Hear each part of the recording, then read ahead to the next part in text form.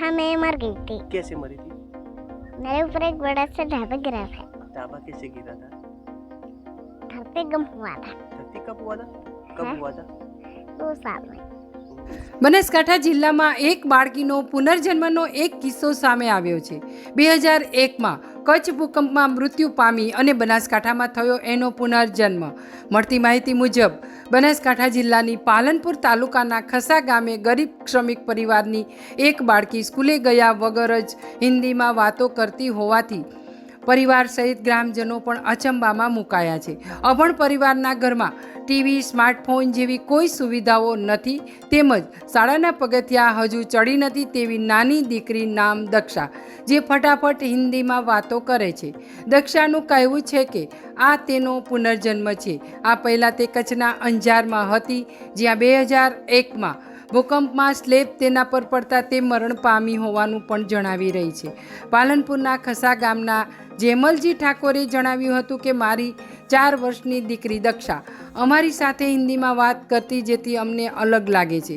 તે પુનર્જન્મ અને અંજારમાં હતી, જ્યાં ભૂકંપ દરમિયાન તેનું મોત થયું હોવાનું રટણ કરતી, જેથી અમે તેની વાતને સાચી માની અમે પણ અચંબામાં મુકાઈ ગયા છીએ. बोलती थोड़ी हिंदी, एक बार हिंदी बोली ने मेरी मम्मी ने खबर ना पड़ी कि मम्मी मारा बिस्तर कहाँ पड़ा है. मेरी मम्मी समझी ना એટલે કે શું બોડું કૂટે એટલે છોકરી બે રોવા માંડી. એટલે મેં ફોરાને પૂછ્યું કે કેમ બેટા રોવે તું? તો મમ્મી મારી બિસ્તર નહીં હાલતી. એના કરતાં મારી મમ્મી दूसरी मम्मी अच्छी હતી. એટલે હું વિચારવા પડ્યો કે दूसरी मम्मी ચો હે કે મારી મમ્મી અંજારમાં હતી કે. એટલે બધું પૂછ્યું મેં એને. મારી दूसरी मम्मी હતી, दूसरा મારા પપ્પા હતા, મારા આવું ઘર હતું. હાલ કેટલા વાગ્યાના ક્યારે આ બધું ક્યારે થયું? હમણાં જ? હમણાં બોલો છે ચારની બોલ જ છે. બરાબર. કેટલા વર્ષ? લગભગ અને 6-12 જલમ છે આનો તારીખ. બરાબર. એટલે 5મું રનિંગ છે આનું કોણ. અને અંજાર વાળું બધું ક્યારે કીધું હમણાં? ના એલી વાત કરતી વહેલી અમારે મને તો બકાય હે છોડી. બરાબર. એટલે જે બહારની વસ્તી આપણે મળવા આવતી હતી ને એટલે છોડી ખબર આ કિસ્સો હકીકતમાં શું સાચો ખોટો આપણે ખબર નહીં કે પછી ભાઈ પત્રકાર મળ્યો, જયેશભાઈ નામ છે. તમને શું લાગે છે આ છોકરી હિન્દી બોલે છે? શું માનો છો તમે? કોઈ કોઈને કુદરત ચમત્કાર છે મને કે શું છે કોઈ ખબર પડતી નહીં એની. કોઈને સ્કૂલ જોઈ નહીં. શું નામ? મારું નામ જતોજી. ખસા ગામની 4 વર્ષની કિશોરી दक्षा हिंदी में बातों करता जनावे छे कि मैं अंजार की हूँ. मेरे पिता केक बनाने का काम करते थे. मेरे माता पिता और एक भाई बहन थे. मुझे बहन की याद आ रही है जहाँ भूकंप में मेरी मौत हुई थी. मुझे यहाँ भगवान ने भेजा है. मैं तो अभी दक्षा है इधर। पहले तू कहाँ थी? पहले अंजार में थी। अंजार में क्या नाम था तेरा? अंजार में पिंजल नाम था। पिंजल नाम था। तब वहाँ तुम क्या करती थी? वहाँ खेलते, केक बनाते। ठीक है. मम्मी पापा क्या करते थे? वो तो नहीं पता। उधर क्या नौकरी करते थे मम्मी पापा? मम्मी पापा पापा तो ऐसे नौकरी करते थे, केक बनाने की। केक बनाने की.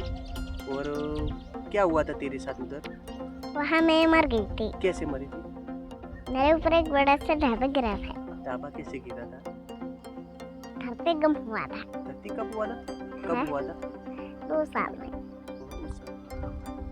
और मम्मी पापा भी साथ में उस टाइम मर गए थे? नहीं, तो उस टाइम खाली मैं ही मरी थी।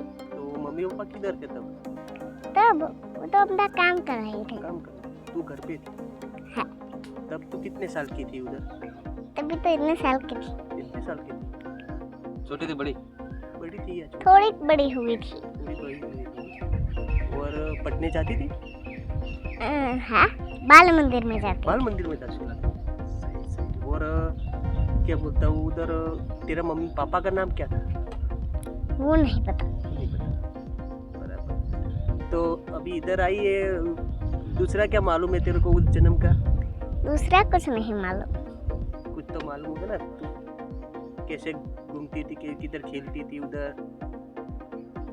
दूसरा कुछ नहीं मालूम, बताया ना। तेरे साथ दोस्त था ही है? हाँ, मेरे बहुत दोस्त थे। दोस्तों का नाम दोस्त का नाम है? दोस्तों का नाम था अपना, उन्हों को याद नहीं है। याद नहीं है? नहीं।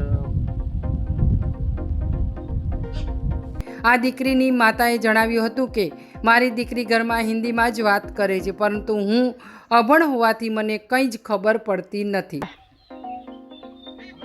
શું નામ તમારું? ગીતા શું આપની બેબલી હિન્દી બોલે છે તો એ નાનપણથી બોલતી હિન્દી કોઈ ખબર પડતી ના કે આટલું હિન્દી જેમ બોલે એમ. એ કે મારે અંજારમાં જલમ હતો, હું બાળ મંદિરમાં ભણવા જતી હતી, ધરતી કોમ છું એટલે ડટાઈ ગઈ હતી. એ જે મારે જલમ હોય લીધો. હવે શું કહો છો તમારી છોકરી આવું બોલે છે અત્યારે બધા જોવા આવતા હશે વસ્તી ખૂબ લોકો જોવા આવતી ગમની શું કહે છે લોકો બધા કે જેમ આટલું આવડી છે ને ખૂબ હિન્દી પાવરમાં બોલે. નિહાળ મોકલેલી તમે? ના, એમને જ શીખી? એમ નામ શીશી. અત્યારે તમને ક્યારે ખબર પડી? આ બસ અમને તો રહી રહીને ખબર પડી. એ બોલતી કોઈ ખબર ના પડતી હિન્દીમાં. શું કહે? એક બે શબ્દો કહેજો તમે. શું કહે રહી? શું બોલે છે હિન્દીમાં? શું કહે? હિન્દી બોલે હું સમજતી જ નહીં. હું ગુજરાતમાં બી બોલા.